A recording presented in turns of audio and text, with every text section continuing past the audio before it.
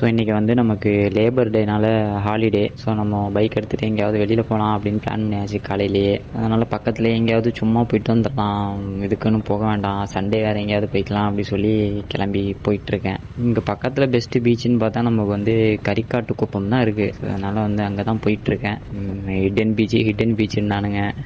அங்கே போனால் தான் தெரியும் அது ஹிடன் பீச்சா இல்லை எப்படி இருக்குன்னு. அந்தளவுக்கு வந்து ரொம்ப ஃபெமிலியர் ஆக்கி விட்டானுங்க இன்ஸ்டாகிராமில். பார்க்கலாம், போய் பார்த்தா தான் நமக்கு தெரியும். ஆனால் இன்றைக்கி என்னன்னு தெரியல, மற்ற டேயோட கம்பேர் பண்ணும்போது இன்றைக்கி வந்து டிராஃபிக் வந்து ரொம்ப கம்மியாக இருக்க மாதிரி ஒரு ஃபீல் ஆகுது ஈசிஆர் சைடு. ஏன்னா நார்மலாக சண்டேலாம் நாங்கள் போகிறோம் அப்படின்னா, ரைடெலாம் போகிறோம் அப்படின்னா பயங்கர டிராஃபிக் இருக்கும். திருவான்மியூர் டேர்னிங்கு, அப்புறம் அந்த ஈசிஆரில் திருவான்மியூரில் ஸ்டார்ட் பண்ணி அந்த பாலவாக்கம் வரையுமே வந்து பாலவாக்கம் அந்த சைடு வரையுமே பயங்கரமாக டிராஃபிக் ஆகும். ஆனால் இன்றைக்கி என்னமோ வந்து ஃப்ரீயாக இருக்க மாதிரி ஒரு ஃபீல் ஆகுது. எல்லாத்துக்கும் ஹாலிடேனால ஊருக்கு போயிட்டாங்களா என்னன்னு தெரியல. ஏன்னா நல்லா இருக்கு, ஆனால் ஃப்ரீயாக இருக்கனா நல்லாயிருக்கு ஈஸியாக. அது இல்லாமல் முன்னாடி ரோடு ரொம்ப மோசமாக இருந்துச்சு, இப்போ ரோடெல்லாம் ரொம்ப க்ளீனாக இருக்கனால சூப்பராக இருக்குது போகிறதுக்கு. வண்டிலையும் வைப்ரேஷன் எதுவும் ஃபீல் ஆகவே இல்லை. இந்த மாதிரி கிளியர் ரோடு இருந்துச்சு அப்படின்னா அந்த பைக்கில் வந்து வைப்ரேஷனே தெரியாது. சின்னதாக ஏதாவது ரோடு மோசமாக இருந்தாலும் ரொம்ப வைப்ரேஷன் ஆகும். ஆல்மோஸ்ட் வந்து நம்ம கரிக்காட்டு குப்பம் டேர்னிங் வந்தாச்சுன்னு நினைக்கிறேன். இதுதான் கரிக்காட்டு குப்பமோட டேர்னிங்கு.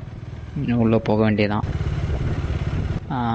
ஆனால் ஹிடன் பீச் அப்படின்னு ஏன் சொல்கிறானுங்கன்னா, இந்த ரோட்லேயே மெயின் ரோட்லேயே பார்த்தோம் அப்படின்னா இந்த சைடு ஒரு பீச் இருக்கிறதே தெரியாது. மற்ற ஏதாவது தெரியும், இந்த சைடு திரும்பினா ஒரு பீச் இருக்கும் அப்படின்னு. ஆனால் அந்த சைடு வந்து ஒரு பீச் அப்படி இருக்குன்னே தெரியாது.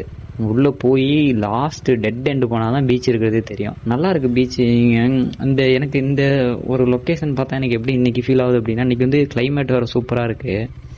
இந்த லொக்கேஷன் பார்த்தா எனக்கு எப்படி ஃபீல் ஆகுது அப்படின்னு, இந்த கும்பலகி நைட்ஸில் அந்த பேக் வாட்டர்ஸ்லாம் வரும்ல, அது எத்தனை பேர் பார்த்துருக்கீங்கன்னு தெரில, சூப்பராக இருக்கும். வீட்டுக்கு பின்னாடியே தண்ணி, அப்புறம் பார்க்க அந்த தென்னை மரம், அதெல்லாம் பார்க்க வந்து சூப்பராக ஒரு ஃபீலிங் இருக்கும். அதே ஃபீல் தான் இப்போ வந்து இதில். ஆனால் வெயிலாம் அடிச்சிச்சுன்னா அவ்வளோதான், பயங்கர வெயிலாக இருக்கும். இப்போ பார்க்க வந்து கொஞ்சம் நல்லா இருக்குது, அந்த ஃபீல் தான் இருக்குது. இந்த ஒரு லேண்ட்ஸ்கேப் பாருங்களேன், பார்க்கவே அவ்வளோ அழகாக இருக்குது, க்ரீனிஷாக.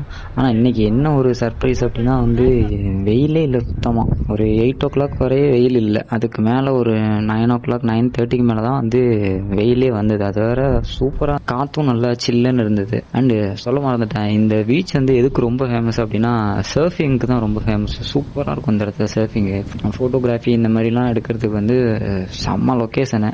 ஆனால் அது வந்து உங்களுக்கு அமையணும். எல்லா நாளும் அப்படி இருக்குமான்னு சொல்ல முடியாது. சம்டைம்ஸ் வந்து வெயில் பயங்கரமாக அடிக்கும் சம்மர் டைமில். வின்டரில் ரெய்னி சீசன்லாம் நல்லாயிருக்கும். ஆனால் அந்த அளவுக்கு வந்து இங்கே வர முடியுமான்னு தெரியல. ஏன்னா அந்த பேக் வாட்டர்ஸ்லாம் ஃபுல் தண்ணி வந்துடும். அது இல்லாமல் நம்ம சேனலை சப்ஸ்கிரைப் பண்ணி வச்சுக்கோங்க இந்த மாதிரி டெய்லி விலாக்ஸ்க்கு. ஆல்சோ நம்ம இன்ஸ்டா பேஜையும் ஃபாலோ பண்ணி வச்சுக்கோங்க.